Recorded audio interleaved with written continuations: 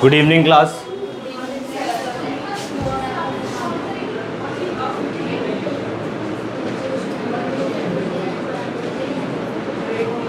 ठीक है जी, vapour pressure start करेंगे आज। If solution of liquids solution of gases and liquids are done, all the factors we have already studied.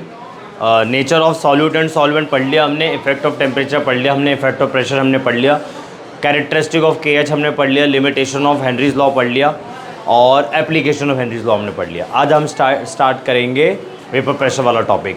तो उससे पहले ये बताना चाहूँगा कि अगर आपने थोड़ा सा भी सोचा हो तो हम लिक्विड सॉल्यूशन ही पढ़ रहे हैं। सॉल्यूशन के अंदर हम लिक्विड सॉल्यूशन ही पढ़ रहे हैं बहुत देर से, बहुत दिनों से। Solution of solids in liquid पढ़ा था हमने, सॉल्युबिलिटी कर्व कुछ याद आ रहा है, टेम्परेचर के बेसिस पे 3 टाइप के सॉलिड्स बनाए, डिवाइड करे थे हमने। तो ऐसे सॉल्यूशन जिसमें सॉल्वेंट क्या होता है, लिक्विड होता है, तो हम लिक्विड सॉल्यूशन बोलते हैं। तो सॉलिड इन लिक्विड थोड़ा सा पढ़ा हमने, गैस इन लिक्विड हमने डिटेल में पढ़ा। अब हम पढ़ेंगे लिक्विड इन लिक्विड, यानी कि सॉल्यूट भी लिक्विड होगा, सॉल्वेंट भी लिक्विड होगा, और दोनों को वॉलेटाइल कंसीडर करेंगे हम। क्या करेंगे? वॉलेटाइल कंसीडर करेंगे दोनों को। तो स्टार्ट करते हैं। सबसे पहले हम स्टार्ट करेंगे वेपर प्रेशर से।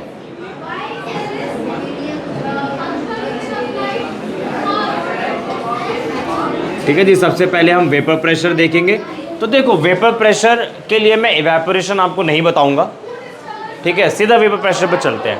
आपने कंटेनर लिया, क्लोज कंटेनर, आपने एक कंटेनर लिया, अब कंटेनर है close.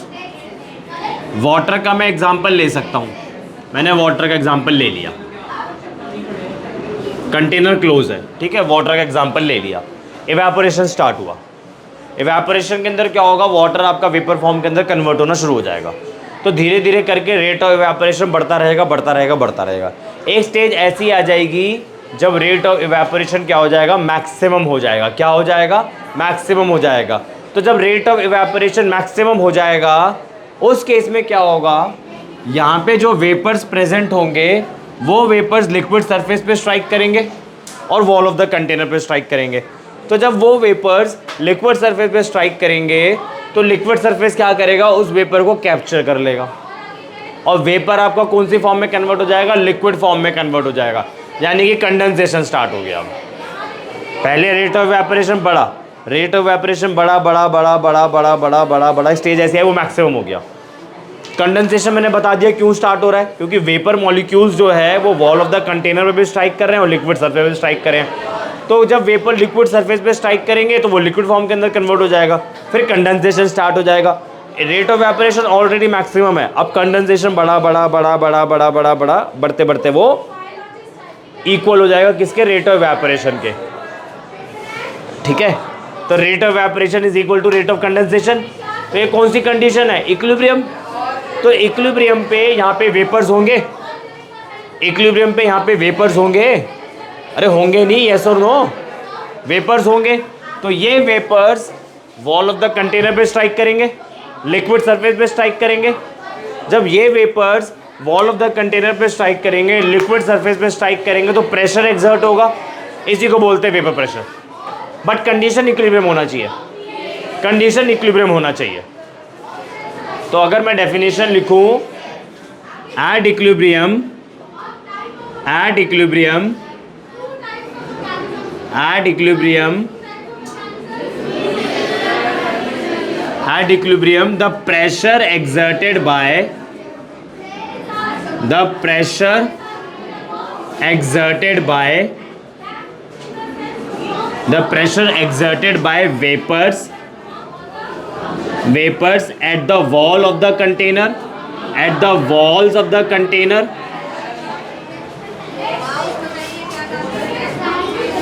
at the wall of containers and at liquid surface, and at liquid surface is known as vapor pressure, is known as vapor pressure, is known as vapor pressure। ठीक है जी, क्या नहीं समझ आया? क्या नहीं समझ आया? ठीक है ना, तो वेपर प्रेशर क्या होता है, इक्विलिब्रियम पे वेपर्स जो भी फोर्स अप्लाई करते हैं on the wall of the container और on the liquid surface is known as vapour pressure. ठीक है जी। इसके बाद हम देखेंगे factors affecting vapour pressure.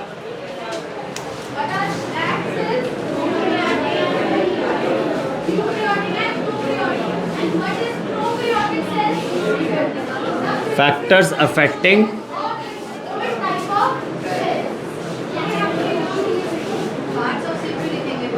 Vapour pressure, जिसमें से दो फैक्टर हमें पढ़ने हैं, दो ही फैक्टर होते हैं।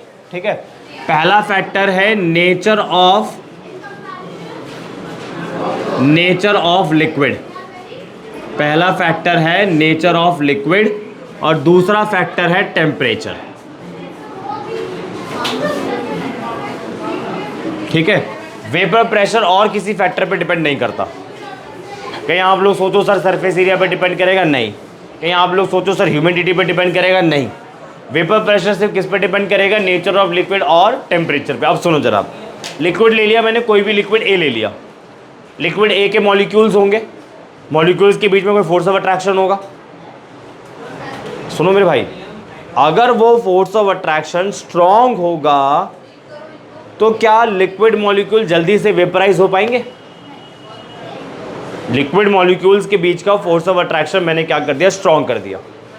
स्ट्रॉन्ग करने की वजह से क्या लिक्विड मॉलिक्यूल जल्दी से वेपराइज हो पाएंगे? अरे वेपराइज होने का क्या मतलब है, लिक्विड मॉलिक्यूल्स के बीच का फोर्स ऑफ अट्रैक्शन ब्रेक करना है, तब वो वेपर फॉर्म में जाएगा ना। तो अगर लिक्विड मॉलिक्यूल्स के बीच में फोर्स ऑफ अट्रैक्शन ज़्यादा है तो लिक्विड मॉलिक्यूल जल्दी से वेपराइज नहीं करेंगे। लिक्विड मॉलिक्यूल जल्दी से वेपराइज नहीं करेंगे तो वेपर प्रेशर भी क्या होगा आपका, कम हो जाएगा। जब वेपर्स ही नहीं होंगे तो वेपर प्रेशर कम हो गया ना, तो वेपर प्रेशर डिक्रीजेस। तो पहला फैक्टर को हेडिंग बना लो आप। अब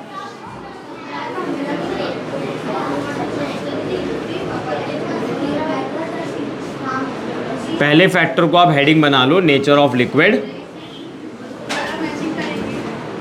ठीक है, इसके अंदर अब लिखेंगे greater the force of attraction, greater the force of attraction between the liquid molecules, between the liquid molecules, lesser will be the vapor pressure। बोलो जी, बात समझ आई? ठीक है जी। एंड वाइस वर्सा, उल्टा करेंगे, एंड वाइस वर्सा। ठीक है ना, मॉलिक्यूल्स के बीच में जितना ज़्यादा स्ट्रॉन्ग फोर्स ऑफ अट्रैक्शन होगा वेपर प्रेशर उतना ही कम हो जाएगा, एंड वाइस वर्सा।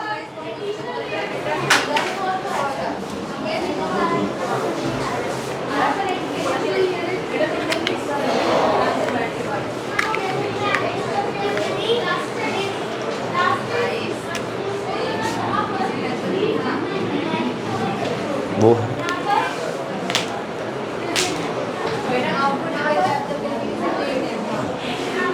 आगे बढ़े, चलो let's move to the next factor, temperature. अच्छा, इसमें एग्जांपल भी ले लेते हैं ना। बताओ एग्जांपल, कोई ऐसा लिक्विड सोचो जिसके बीच में जो फोर्स ऑफ अट्रैक्शन होता है वो वीक होता है,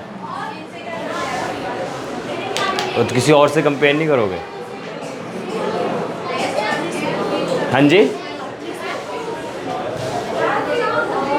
दो लिक्विड से कंपेयर करोगे ना वेपर प्रेशर। कोई दो लिक्विड्स लाओगे ना उठा के, तो वाटर के बीच में तो हाइड्रोजन बॉन्डिंग होती है। कोई ऐसा कंपाउंड उठाओ जो हाइड्रोजन बॉन्डिंग से वीक बॉन्डिंग बनाता है। ईथर ले लो, डायथाइल ईथर ले लो आप। डायथाइल ईथर के अंदर weak dipolar force of attraction होता है, weak dipole force of attraction होता है। तो vapour pressure of diethyl ether is less than the vapour pressure of water.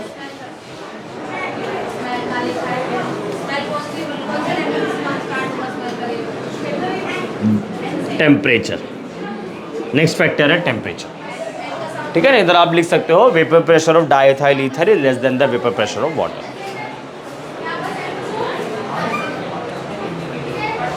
Next factor देखते हैं temperature.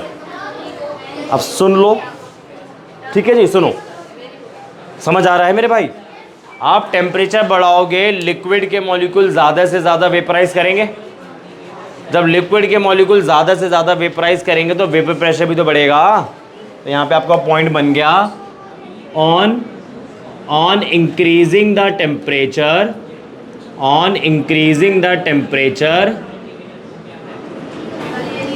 on increasing the temperature vapor pressure increases, on increasing the temperature vapor pressure increases। तो एक बात बताओ, ये जो मैंने आपको आइडिया जस्ट दिया कि टेम्परेचर राइज करने से वेपर प्रेशर बढ़ता है, ये आइडिया क्वांटिटेटिव है क्वालिटेटिव है?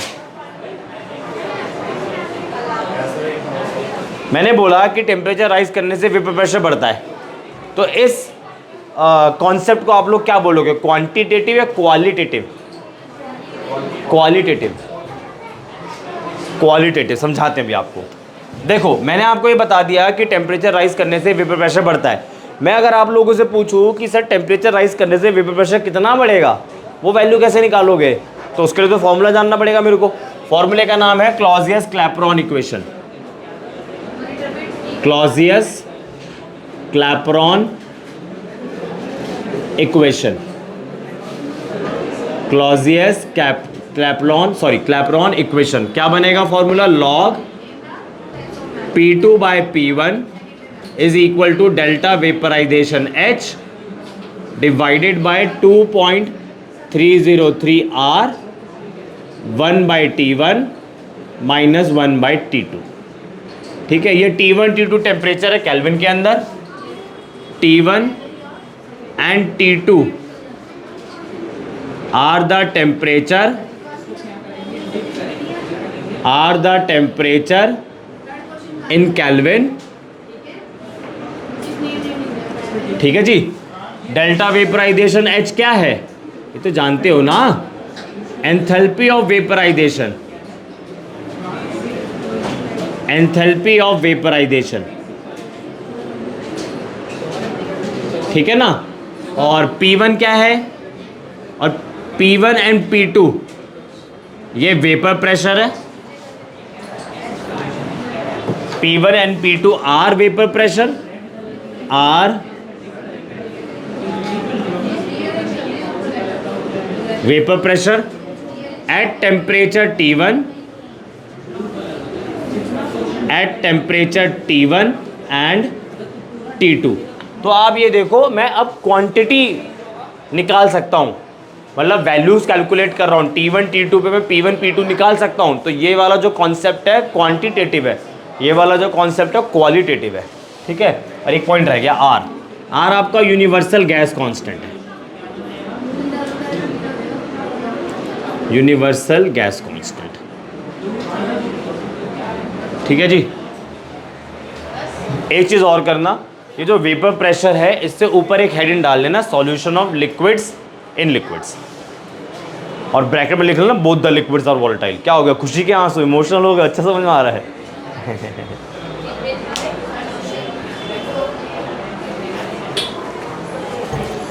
वेपर प्रेशर से पहले हेडिंग बना लेना, solution of liquids in liquids, और ब्रैकेट में लिख लो बोथ द लिक्विड्स और वोलेटाइल। वोलेटाइल लिक्विड्स ऐसे लिक्विड्स होते हैं जिसके अंदर, सॉरी, जो वोलेटाइल लिक्विड्स ऐसे लिक्विड्स होते हैं जो वेपराइज कर जाते हैं।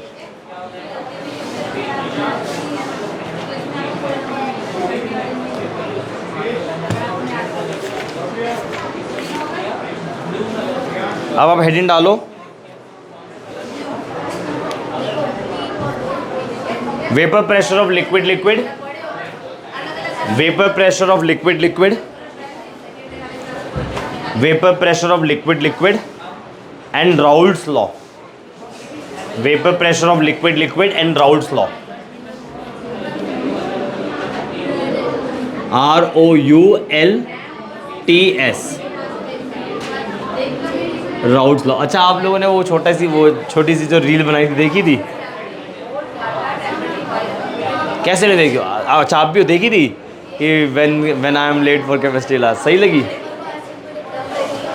अभी एक और आइडिया आया है, बनाऊंगा। चलो राउल्ट्स लॉ के बारे में बात करते हैं।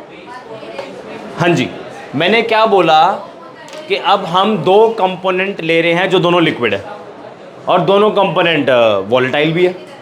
और दो ही क्यों ले रहे हैं? क्योंकि बाइनरी सॉल्यूशन के बारे में बात करी थी हमने, ठीक है ना। तो एक को ए बोल देते हैं, एक को बी बोल देते हैं। सॉल्वेंट आपका ए हो गया, सॉल्यूट आपका बी हो गया। यहाँ तक क्लियर है? तो राउल्ट्स लॉ क्या बोलता है कि पार्शियल, अभी पहले रिलेशन बता रहा हूँ फिर स्टेटमेंट लिखवाऊंगा। राउल्ट्स लॉ क्या बोलता है, जो पीए होता है मतलब partial pressure of solvent in solution, अभी समझते जाओ, बताते हैं, is directly proportional to X A. Partial pressure of A in solution is directly proportional to mole fraction of A in solution. ठीक है, प्रोपोर्शनैलिटी का साइन आप हटाओगे तो क्या आ जाएगा, पी ए नॉट आ जाएगा इंटू एक्स ए। ठीक है, अब मैं टर्म्स लिखता हूं क्या क्या है। पी ए क्या है, partial pressure of A, A आपका सॉल्वेंट है, A in solution. P A naught क्या है, वेपर प्रेशर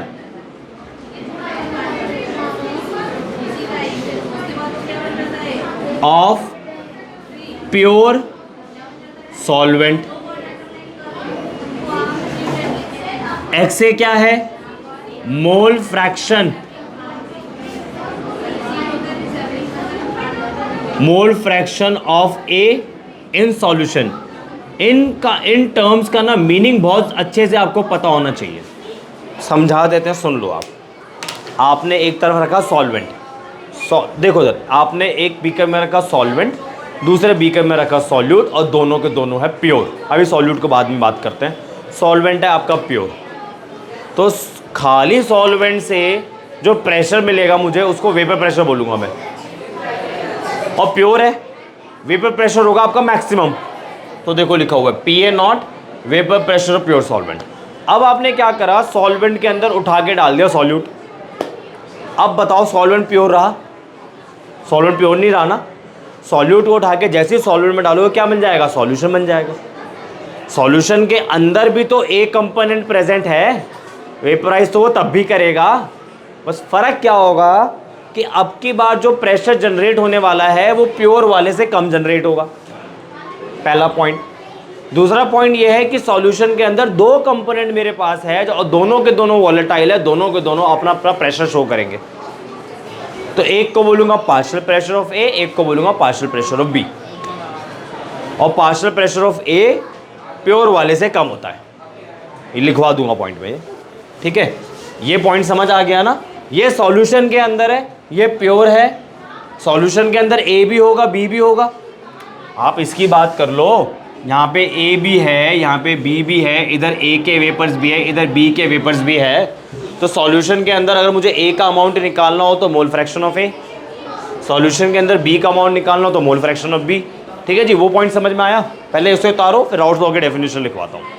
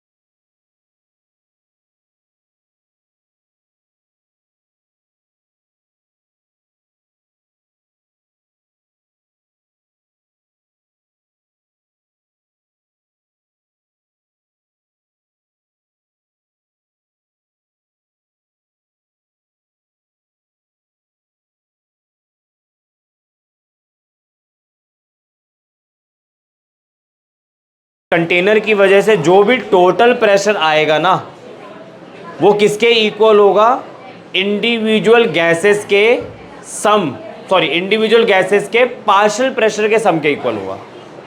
एक कंटेनर है, कंटेनर में दो गैसेस डाल दी, ए और बी।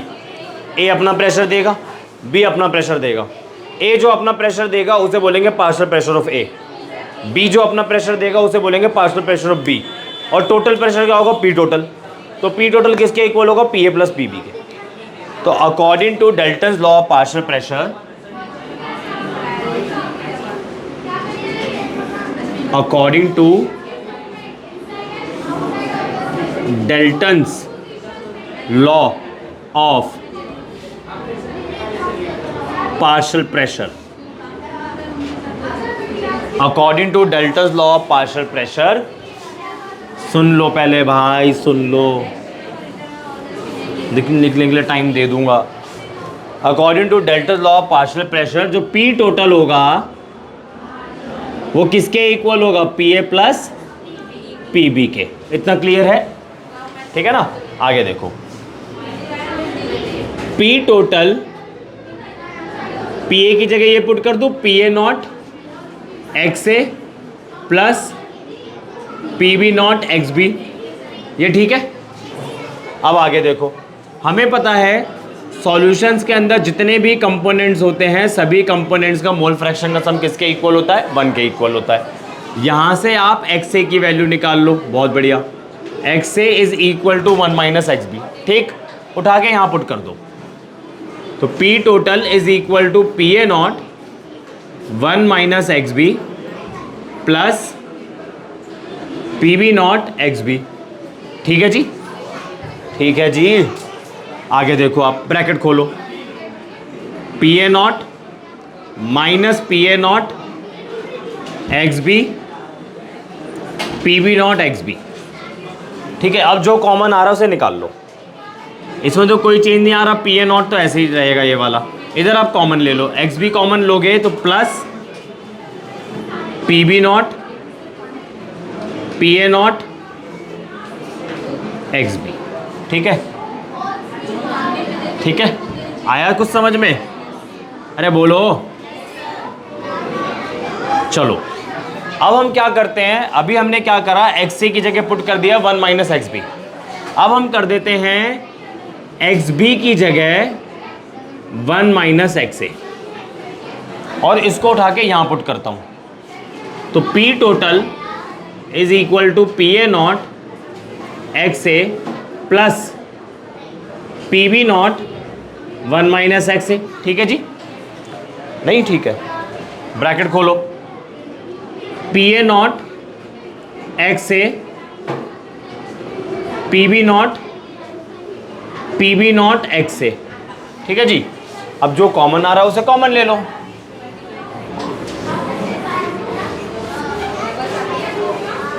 इसको सबसे पहले लिख लो, पी बी नॉट, यहां से एक्स ए कॉमन ले लो, तो पी ए नॉट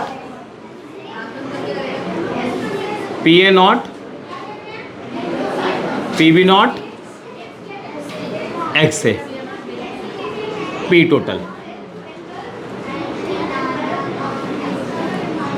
इतना क्लियर है। ट्रिक सुनो उसको लर्न करने की, पी टोटल लिख लेना, पी नॉट लिख लेना, प्लस पी नॉट लिख लेना, माइनस पी नॉट लिख लेना, एक्स लिख लेना। फिर से लिख रहा हूँ, P total P not x है, ये तो याद रहेगा। अब देखो, ए बी, नीचे आ जाओ, B A B A, ninja technique हो गई है हमारी, ठीक। अब कॉपी करो, अभी और भी है।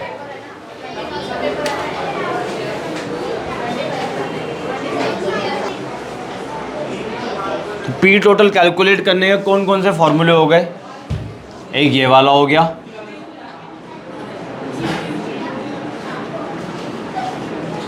एक ये वाला हो गया, एक ये वाला हो गया और एक ये वाला हो गया, ठीक है ना।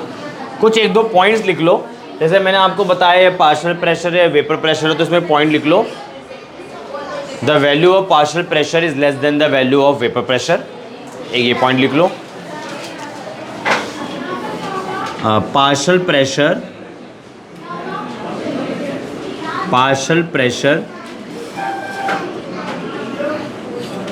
is less than the vapor pressure, ठीक है ना। जो पार्शियल प्रेशर की वैल्यू होती है वो वेपर प्रेशर से कम होती है। और एक और पॉइंट लिख लो, vapour pressure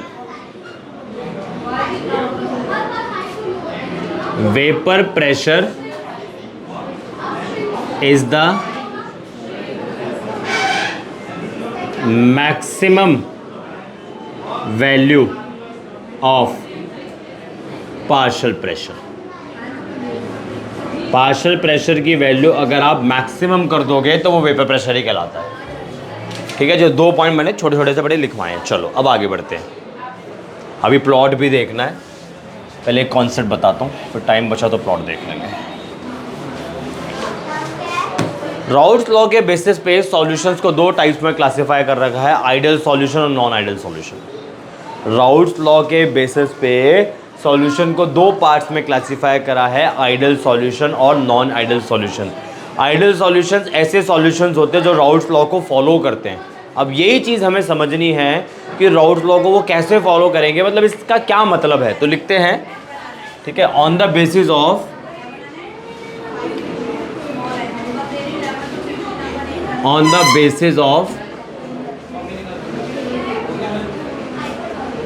Raoult's law,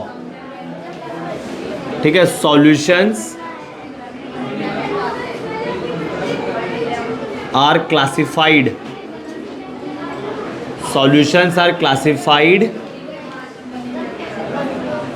into two types.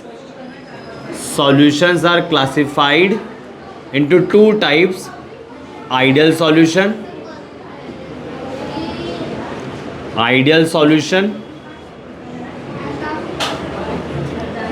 and non-ideal solution. अभी आइडियल सॉल्यूशन का थोड़ा सा पॉइंट पढ़ेंगे, उसको सेपरेटली टॉपिक से भी डिस्कस करेंगे, ठीक है ना। तो आइडियल सॉल्यूशन ऐसे सॉल्यूशंस होते हैं, ideal solutions are those solutions which follows Raoult's law,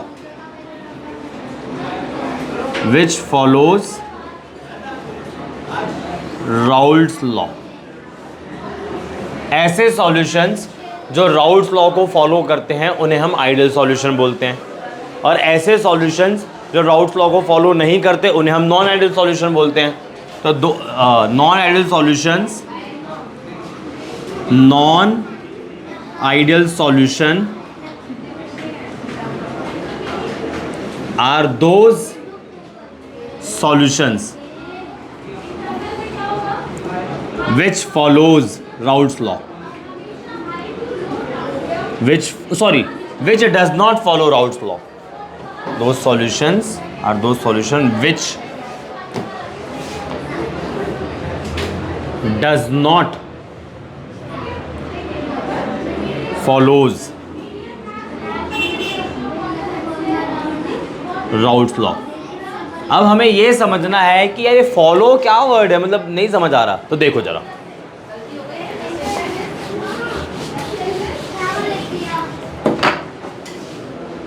P total is equal to PA0 XA और PB0 XB, ठीक है। ये हमारा राउल्ट्स लॉ की वजह से, दो कंपोनेंट की वजह से टोटल प्रेशर हमारा आ गया, ठीक है। आइडियल सॉल्यूशन ऐसे सॉल्यूशंस होंगे जो इसको फॉलो करेंगे। इसको फॉलो करने का मतलब क्या है, ये दोनों वैल्यूज इक्वल आनी चाहिए। अब यही तो समझना है कि ये दोनों वैल्यू है क्या। देखो, आपने मैनोमीटर के बारे में तो सुना होगा ना, मैनोमीटर की वजह से आप वेपर प्रेशर को कैलकुलेट कर सकते हो, ठीक। आपने एक्सपेरिमेंटली वेपर प्रेशर की वैल्यू निकाल ली, मतलब तो सॉरी गलत बोल दिया, एक्सपेरिमेंटली दोनों कंपोनेंट की वजह से टोटल प्रेशर की वैल्यू निकाल ली तो वो तो ये आएगी ना, वो तो पी टोटल आएगा, समझ रहे हो। तो मैं यहां लिख देता हूं, इसके नीचे लिख देता हूं एक्सपेरिमेंटल, ठीक है। अब इसके पास चलते हैं, ये आपको थ्योरेटिकली निकालना पड़ेगा, खुद निकालना पड़ेगा, खुद कैलकुलेट करना पड़ेगा। आपको तो मैनोमीटर प्रेशर निकाल के पकड़ा देगा, उससे कोई मतलब नहीं है मोल फ्रैक्शन क्या है क्या नहीं है, सीधा टोटल प्रेशर निकाल के देगा। और ये वाली जो वैल्यूज है ये आप खुद कैलकुलेट करोगे, कॉपी में करोगे, खुद करोगे, तो ये आपकी होगी थ्योरेटिकल वैल्यू, थ्योरेटिकल या कैलकुलेटेड वैल्यू, कैलकुलेटेड वैल्यू। तो अगर थ्योरेटिकल वैल्यू और एक्सपेरिमेंटल वैल्यू सेम आ जाती है तो ऐसे सॉल्यूशन को आप लोग बोलोगे आइडियल सॉल्यूशन। ये एक्सपेरिमेंट परफॉर्म करके आ जाएगी और ये कैसे आएगी, कैलकुलेट करके। ये दोनों वैल्यू सेम आनी चाहिए, सेम आ गए तो आइडियल सॉल्यूशन, सेम नहीं आ रही तो नॉन आइडियल सॉल्यूशन। तो जब ये दोनों बराबर आ रहे हैं तो PA is equal to PA not XA भी बराबर आएगा फॉर आइडियल सॉल्यूशन, और PB is equal to PB not XB भी बराबर आएगा फॉर आइडियल सॉल्यूशन। ठीक है जी, क्लियर हो गया। अब आगे की बात सुनो आप, अगर आपको ध्यान हो वो जो XA और XB था वो तो मोल फ्रैक्शन ऑफ सॉल्वेंट था और मोल फ्रैक्शन ऑफ सॉल्यूट था लिक्विड फेज के अंदर। भाई वेपर्स में भी तो कुछ अमाउंट प्रेजेंट था, मेरे भाई कहाँ खोए रहते हो। ठीक है, सुनो, XA और XB की जो वैल्यू थी वो क्या था, मोल fraction of solvent, mole fraction of solute in liquid phase. अरे भाई वेपर्स भी तो होंगे, वेपर फेज के अंदर भी तो A प्रेजेंट होगा, B प्रेजेंट होगा, तो उसका भी तो अमाउंट निकालने के लिए आ सकता है। और क्वेश्चन है कैसे निकालेंगे, तो देखो स्टेट्स ऑफ मैटर से ही है टॉपिक, बट टॉपिक हमने पढ़ा नहीं है तो मैं उसके डेप्थ पे नहीं जा रहा, मैं सीधा फॉर्मूला बता रहा हूँ। सबसे पहले तो ये बताऊंगा कि वेपर फेज के अंदर A का और B का मोल फ्रैक्शन कैसे रिप्रेजेंट किया जाता है। YA is the mole fraction of A in vapour phase, सही बात।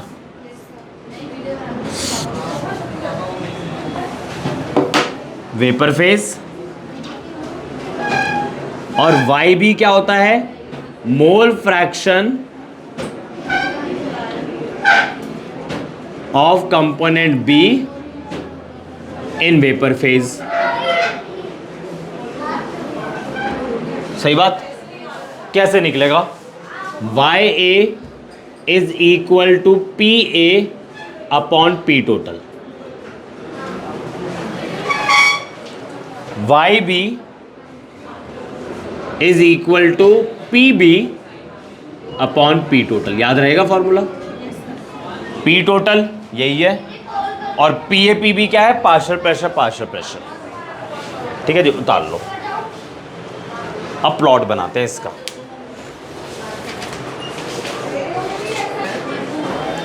हाँ जी, प्लॉट ड्रॉ करते हैं अब इसी बात पर।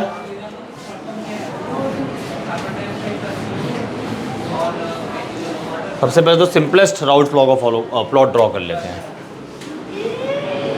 PA is equal to PA not XA, है ना। कंपेयर कर लो Y is equal to MX plus C से। इंटरसेप्ट तो यहाँ पे 0 है तो क्या बचा, Y is equal to MX plus C से, यानी कि Y आपका कौन है, PA, और X कौन है आपका, XA। इंटरसेप्ट 0 है, प्लॉट आपका ओरिजिन से पास करेगा।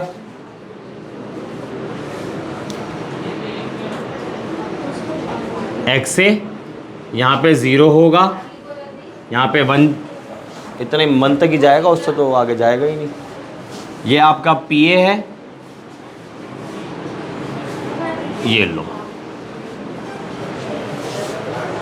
है ना। अब सुनो, अब मुझे उसका प्लॉट बनाना है। हमेशा ध्यान रखना इसका ये राउल्ट्स लॉ है, वो भी राउल्ट्स लॉ है, वो 2 कंपोनेंट के लिए, ये 1 कंपोनेंट के लिए बता दिया। एक कंपोनेंट, वैसे तो सॉल्यूशन के अंदर दोनों कंपोनेंट होंगे ना। अब सुनो, आप उसका प्लॉट समझना इंपॉर्टेंट है। हमेशा ध्यान रखना, सॉल्यूशन के अंदर जब भी प्लॉट्स बनेंगे 2 ओरिजिन्स होंगे उसके अंदर। स्टार्ट करते हैं, ये देख लो, अच्छा टॉपिक है, फिर ख़त्म करते हैं। ठीक है, मैंने क्या बोला, सॉल्यूशंस के अंदर हमेशा 2 ओरिजिन्स होंगे, तो बना लेते हैं। ये ला, एक ओरिजिन ये रहा, एक ओरिजिन ये रहा, ठीक है ना। अब देखो, अगर मैं एक्स ए के बारे में बात करूं, ठीक है, तो एक्स ए यहाँ पे 0 होगा और यहाँ पे 1 होगा। मानते हो इस बात को? तो जब एक्स ए 0 होगा तो एक्स भी इधर क्या होगा, 1 होगा, है ना। और इस तरफ क्या होगा, 0। ये पॉइंट समझ आ गया? ए और बी में मुझे एक कंपोनेंट को ज़्यादा वॉलेटाइल मानना पड़ेगा, एक कंपोनेंट को कम वॉलेटाइल मानना पड़ेगा, वो हमारी अजम्पशन है। फिलहाल अभी अजम्पशन है। जब आपके सामने कंपोनेंट्स दे रखे होंगे तो हम कंपोनेंट्स को खुद आइडेंटिफाई करके बता सकते हैं कि किसका वेपर प्रेशर ज़्यादा होगा, किसका वेपर प्रेशर कम होगा, कौन से वाले फैक्टर से, नेचर ऑफ लिक्विड से। बट अभी तो ए और बी कुछ डिफाइंड ही नहीं है ना, तो हम मान के चलेंगे कि बी का वेपर प्रेशर, यहाँ लिख देता हूँ मैं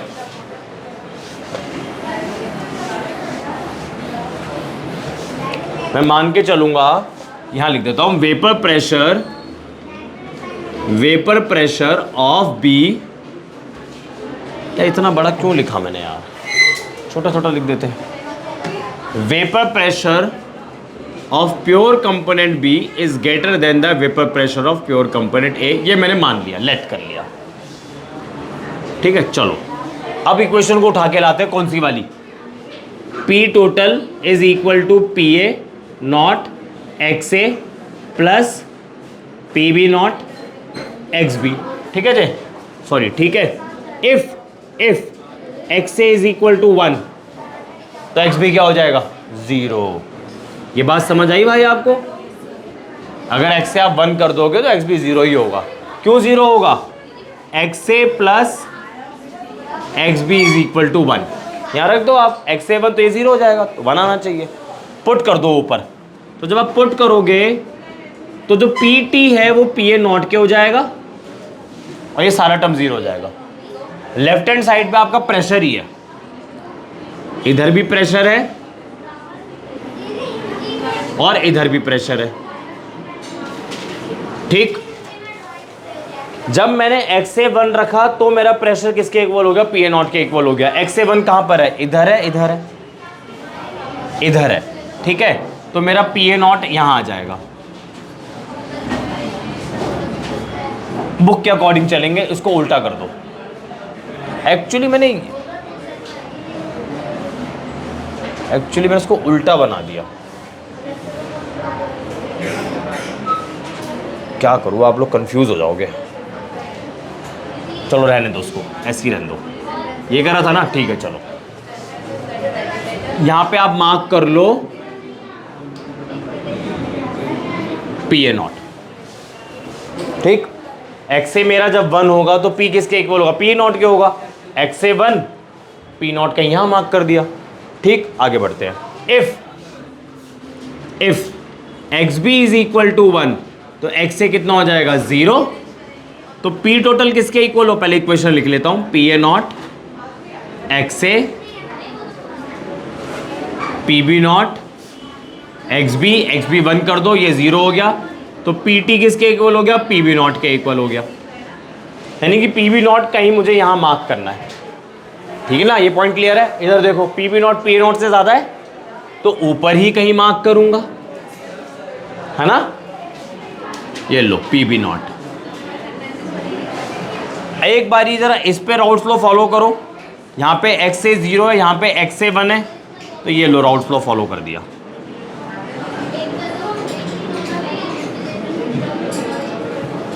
ठीक। अगर आप इधर फॉलो करना चाहते हो तो एक्स बी इधर 0 है, एक्स बी इधर 1 है, एक्स बी की वैल्यू बढ़ेगी तो वेपर प्रेशर की वैल्यू भी बढ़ेगी। आया समझ में?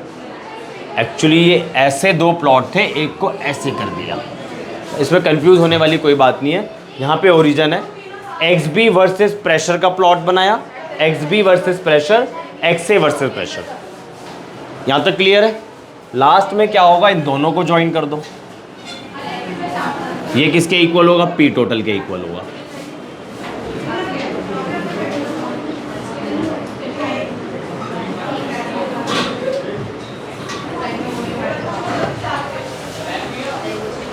भाई पी टोटल तो जीरो नहीं हो सकता ना, तभी यहां से लेके यहां तक आ रहा है। जो पी टोटल की वैल्यू आएगी वो पी ए नॉट और पी बी नॉट के बीच में होगी, जीरो नहीं हो सकती। जीरो होती तो यहां पर होता ना मैं कहीं। तो मोल फ्रैक्शन के एक्स और एक्स बी की वैल्यू जैसे जैसे बदलेगी वैसे पी टोटल की वैल्यू भी बदलेगी। ठीक है ना? आज के लिए कल बाकी देखते हैं। ठीक है जी, that's all for today and for more chemistry videos subscribe my channel. I have started a series on chapter number 1 of solution and chapter number 1 of 11th class, some basic concept of chemistry. So for more videos you can follow my channel. Thank you.